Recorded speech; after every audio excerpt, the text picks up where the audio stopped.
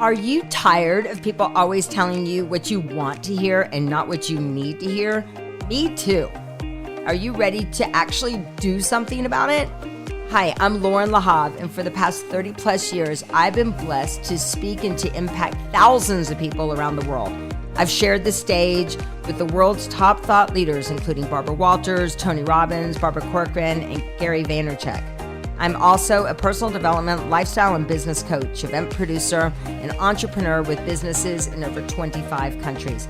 I'm a wife and a proud mama to 3 and a bonus mom to 1. Trust me when I tell you, it took me many years of buying into my old story of I'm not enough and lots of grit to finally let go of the BS. So I understand firsthand what it means and what it took. They don't call it the School of Hard Knocks for nothing. This podcast is my way of breaking down the BS filters of what we say, what we do, and how we interact with others.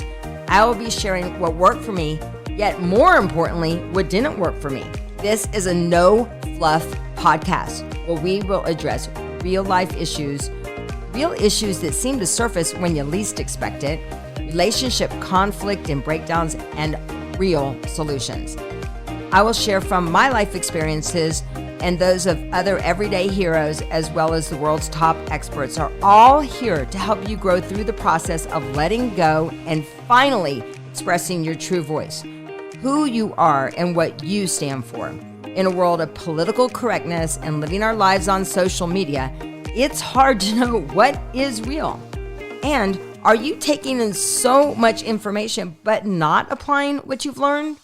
In my life, I always look to the people who understand what I'm going through and are willing to get honest and forthcoming with me to help me grow through these challenges.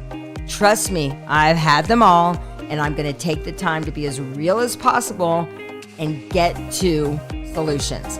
I've had financial issues, parenting issues, marriage issues, emotional issues. You know, the list goes on. I've learned from my challenges, I've grown from them, and continue to learn from them. I see them now as opportunities. With this podcast, we're going to tune up our lives. I'll be your cup of espresso to get you through whatever you're going through in your life that's holding you back, to give you that confidence and trust of knowing someone is there to help and guide you, yet you have to do the work. So strap in, hang on tight, and let's get real.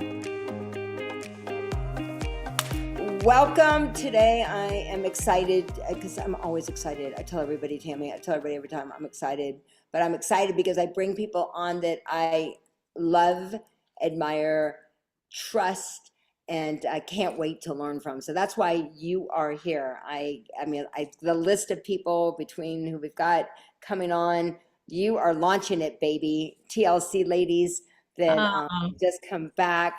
You are such an extraordinary woman. I'm very excited to have Tammy Quist. Quist, I said, how do you say your name? She's like, Quist as in twist. And then, of course, I started twisting as we were talking about it. Tammy, I think that what we're going to cover today is really important. And it was very important for me to have you as one of the first people on as we relaunch since the Own Your Worth experience. And that's talking about education and what we can do as parents and as just members of society, of how we can support the education system. I mean, you've been an educator, you've been a principal, you've been a teacher, you have you're a leadership consultant, you're a mom, you're a grandma, you're a school board member, and you're a business owner. I think that everybody's feeling like they've got lots of hats that they're going on, but we're all concerned, right? We're all concerned of what's really happening in the education system.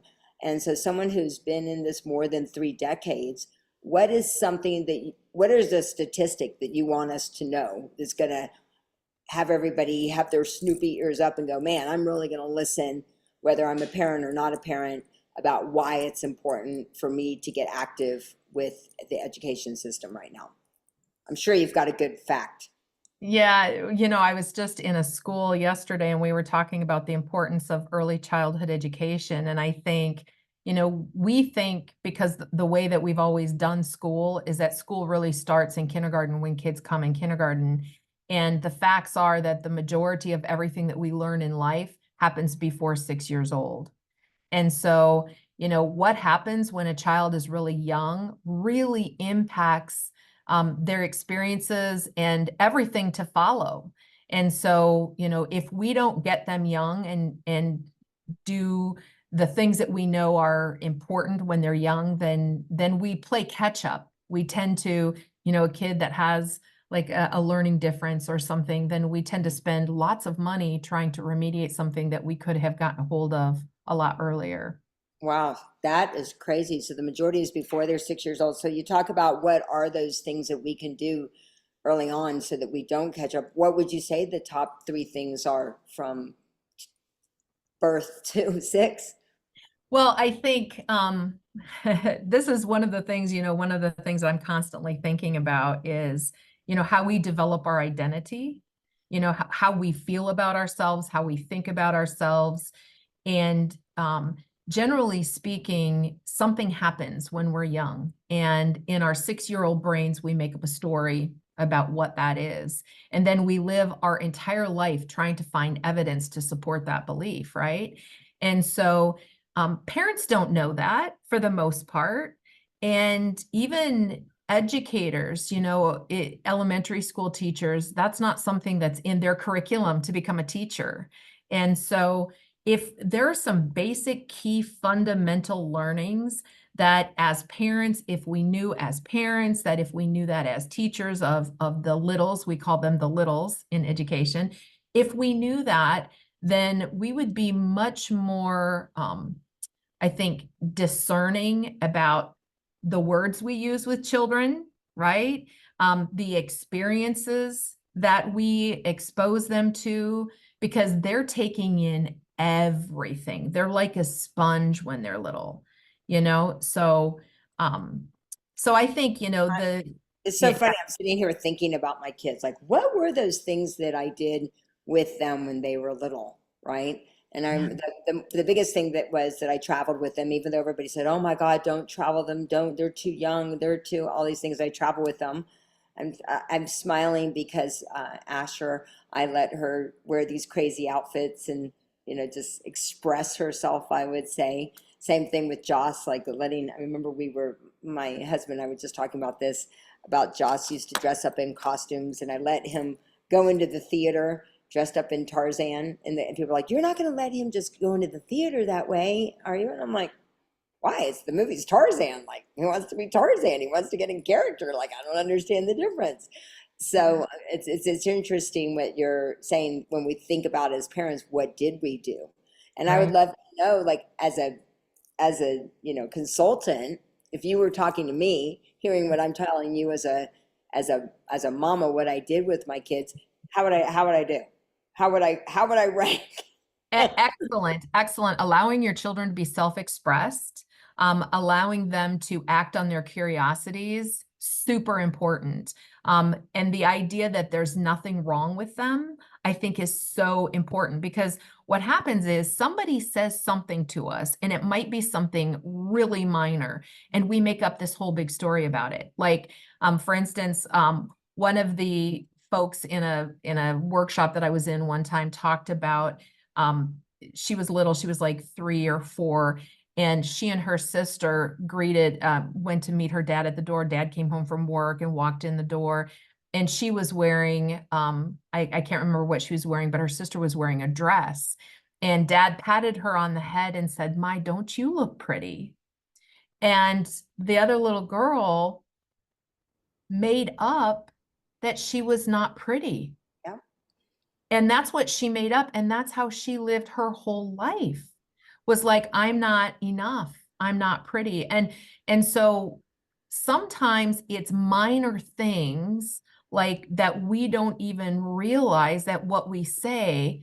So I just want to, words create world. It's super important that, like, as parents, we understand they're watching everything that we do. They're listening to everything that we say.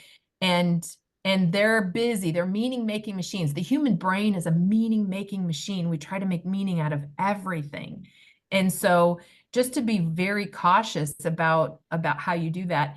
and to ensure that your children always feel like they're loved and that they belong. I think that's another, because the brain, the human brain, we're, as human beings, if you trace back to our ancestors, we persisted as a society because we're a tribe society, right? And we want to fit in to the group, to the tribe, because to not to meant death. And so we still are like that.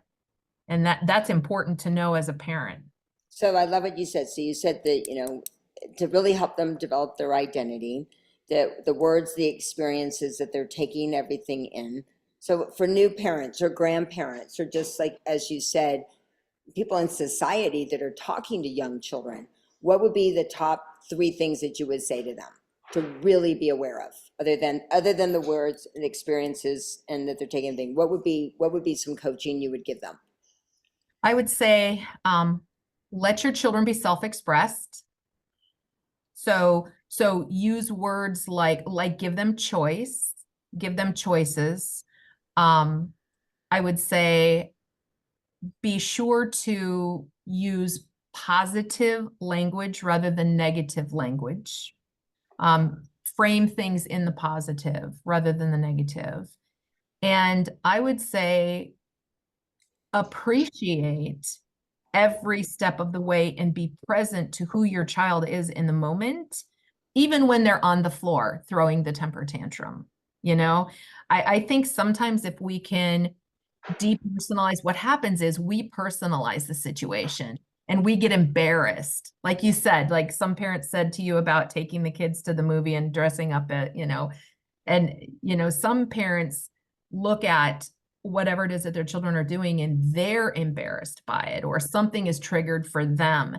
And it's like, try to take yourself out of the equation. I know it's really hard, but think about your child and the development of your child and where they're at, and allow them to experience that curiosity, that growth, that type of thing. What are the biggest, like, red flags for people? Like when they catch themselves doing it, that they gotta, stop, take a big deep breath.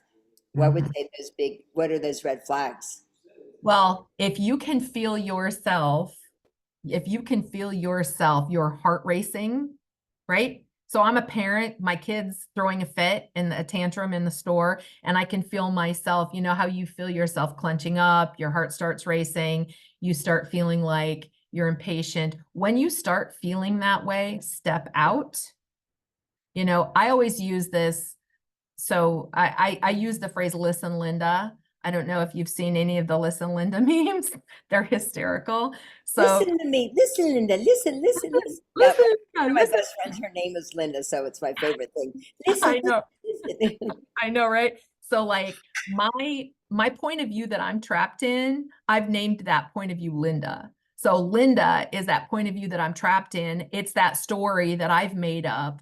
And so one of the first things you do is you recognize what that is. So like for me, one of the things for me, because as a parent, you have to recognize what are your limiting beliefs, what are your narratives that you have about your own identity? Because if you do not recognize that, you will pass those on to your child inadvertently. Of course, none of us mean to do that, but one of the things that I learned this late, and I have two children who have the same limiting belief that I have. And for whatever reason, I mean, how stupid is this? Who would have known that cursive writing would have been the source of my limiting belief? So It's limiting belief that you can't cursive write? no, it's when we were in second grade, we moved in the middle of second grade from Minnesota to Washington.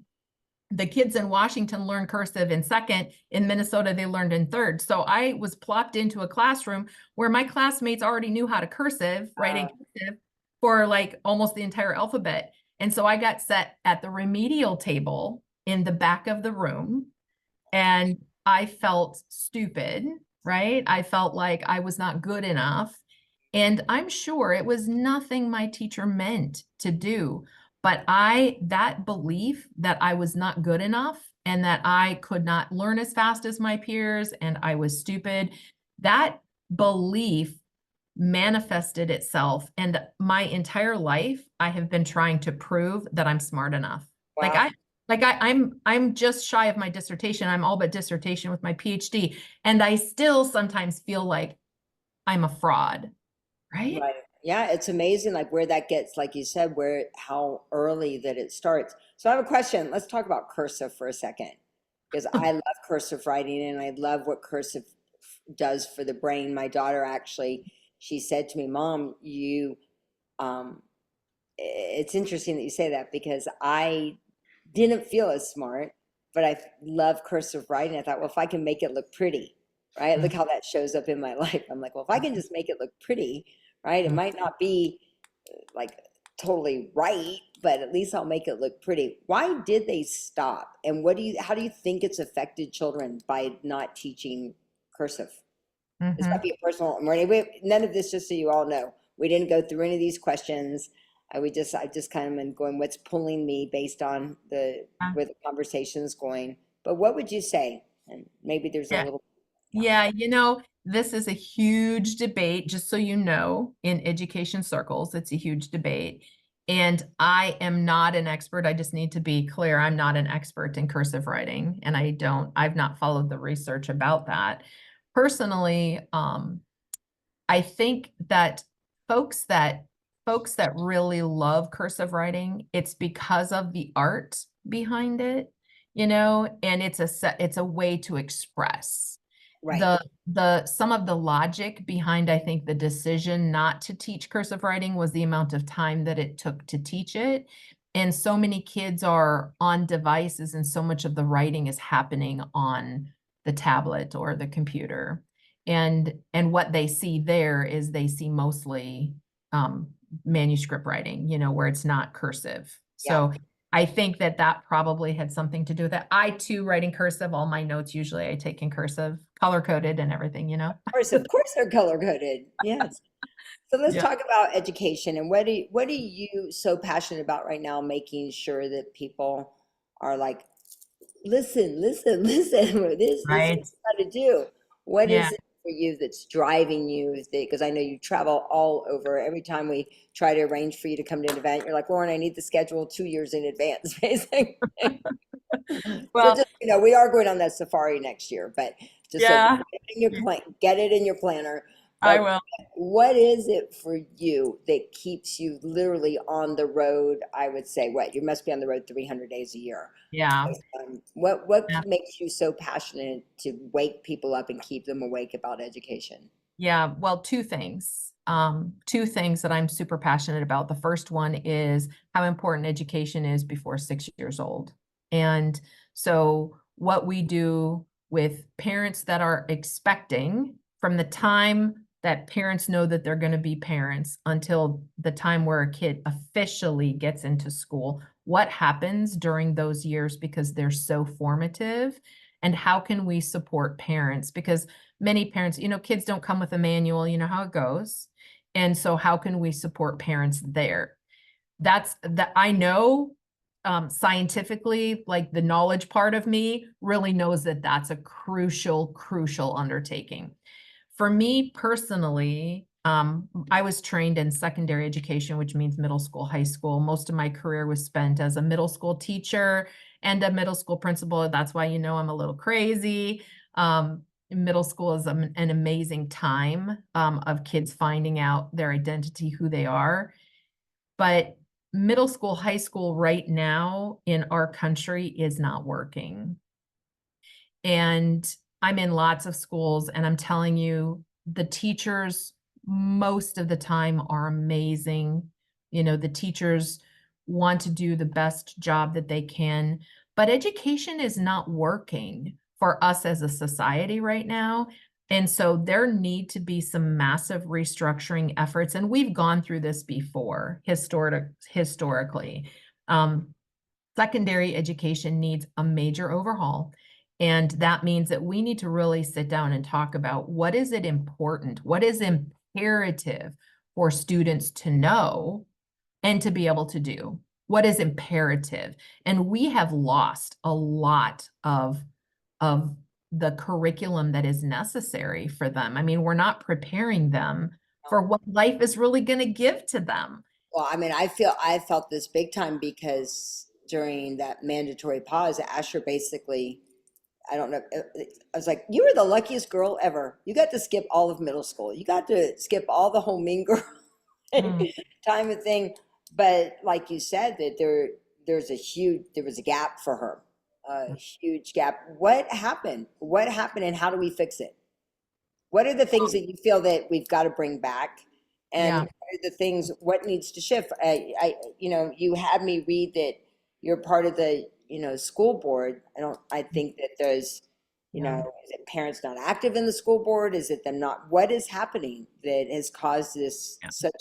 I mean, I remember when the boys were little, I was so excited to be a part of PTAs, and now it feels like that's kind of disappeared as well, that the parent involvement in the schools just kind of very, I don't know. Yeah. Well, I think a couple of things. I think that schools are a microcosm of society. Those of us in education, we say that all the time. Schools are a microcosm of society.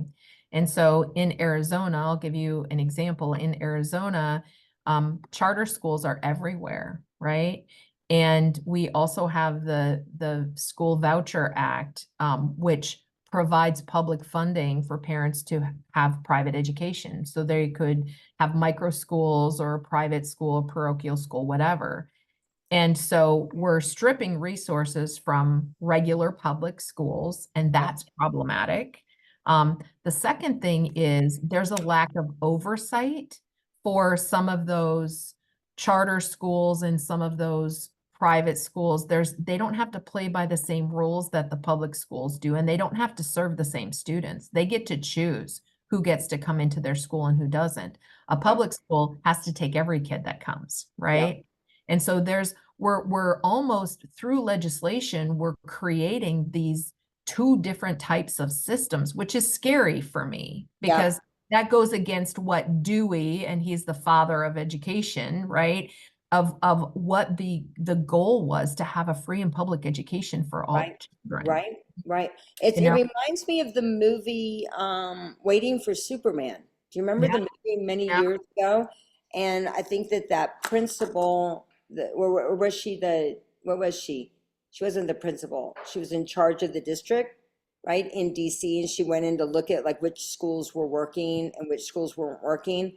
And then I think she went to the board, say, hey, let's reward these teachers if they are doing a good job and they can make over $100,000 a year. And she was stopped she was Mhm. stopped. They didn't want her to come in and kind of make these like you said, that the charter schools kind of took away from the public schools to be able to do what they needed to do. So how do we Yeah. fix Yeah, well, and it's more than that too. It's also everything that's happening in society in terms of the divisiveness that's happening in society right now. That happens in school governance as well. So you have groups of people that are just the back to the basics. We just need to go back to basics. Kids need to learn how to read and write and do math. And the problem with that is that our society today in 2024 is not what it was in 1950, right? So yes, students still need to know how to learn to read, write, and do math, but it's much different. It is not the same. And our children are growing up with a tablet by the time they're 2, right? Their parents are letting them watch TV and so they're used to this kind of stimulation that if we are back to the basics, I'm telling you, I'm in schools a all the board? time. Oh yeah, kids are powered down. I had a kid one time when I was a high school principal walk past me. This was tragic. And I called him in later to talk to him about why he said what he said. I was standing at the front door. He walked in through the school door, put his hood up, and he said the words, "power down." And I was like, I called him in later and I said, "What did you mean by power down?" And he said, "It is so boring here." Yeah, And like, I mean, they're not challenging me at all. And it's like they don't use any of the tools that I use, as a 17-year-old, like in my real life.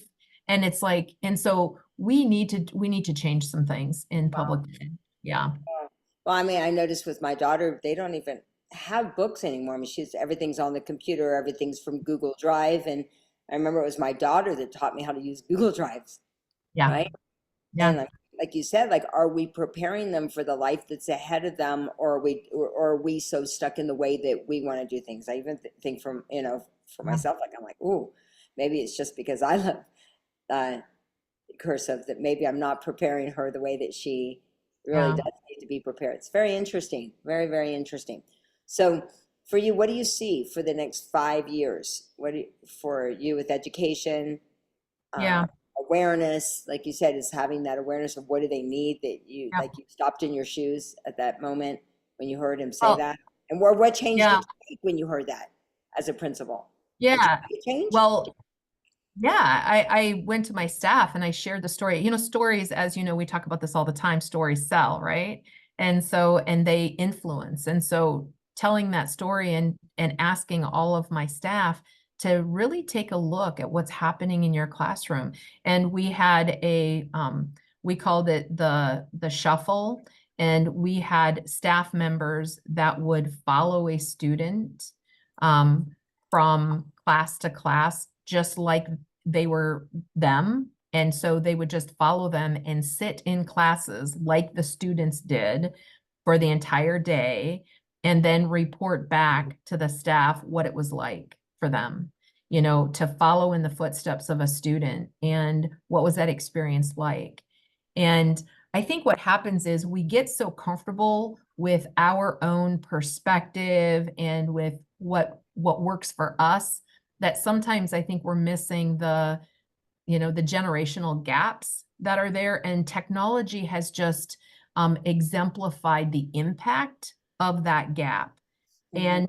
And so, I think, when you asked what's there for me, in terms of what do we need to do next, one of the things that I'm doing, so the business that I have, as you said, I am a business owner, and I have a business called Change Agent Inc. And I have a team assembled of experts across the country. And, what we're doing is we're looking at how can we impact secondary education, what needs to happen in order to help shift the tide. And so one of the first things I'm doing is I'm setting up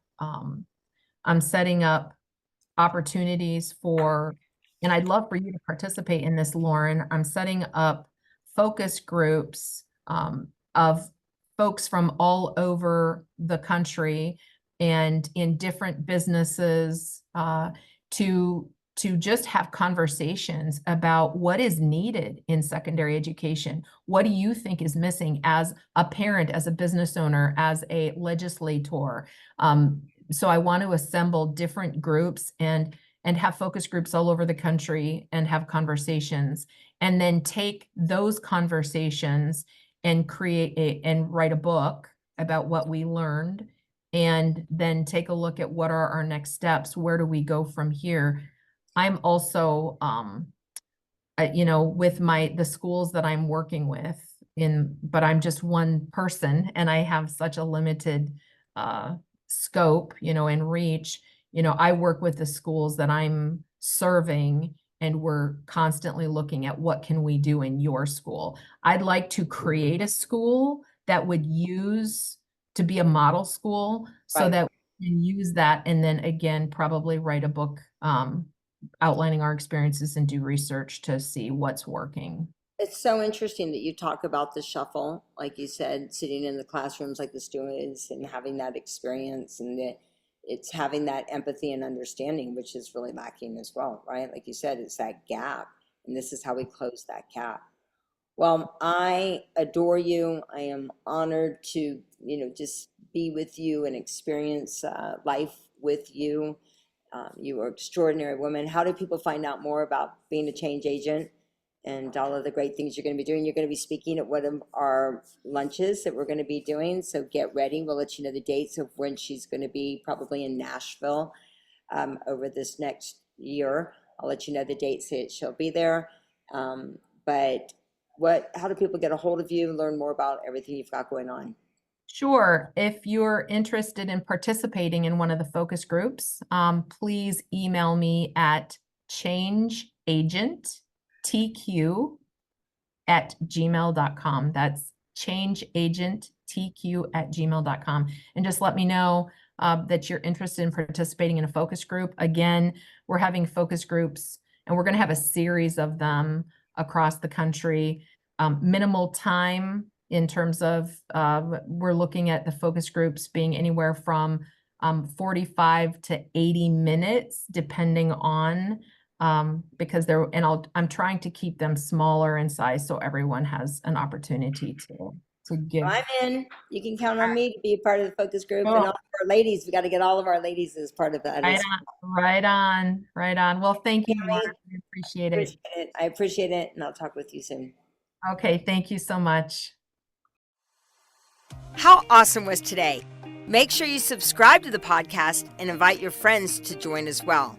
I'm here for you with fabulous content, great guests, and lots of giveaways. To learn more of how I have taken what I've learned, applied it to my life, helped others find their true voice, text TRUE to 26786, which will give you my top tune-ups and a complimentary 15-minute discovery call with one of our coaches. And remember, keep in touch with me on Instagram at I am Loren Lahav, Facebook Loren Lahav Official, Clubhouse Loren Lahav. Make sure you text TRUE, TRUE, to 26786. Text TRUE, TRUE, to 26786. And remember to always stay true to the amazing person you are.